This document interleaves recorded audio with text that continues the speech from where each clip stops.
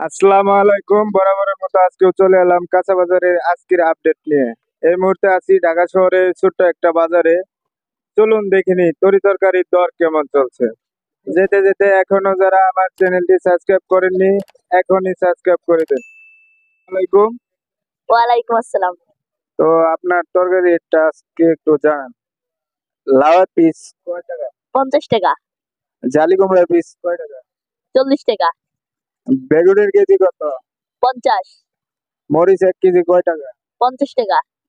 শসার কেজি কয় টাকা? 50 টাকা। এই যে পটলের কেজি কয় টাকা? 80 টাকা। মিষ্টি লাউয়ের কেজি কত? 30 টাকা। আলুর কেজি কত? 20 টাকা। ওকে। আসসালামু আলাইকুম। ওয়ালাইকুম সালাম। এই যে কফি কয় টাকা পিস? 10 টাকা পিস। এই যে লতির কেজি কত? 40 টাকা।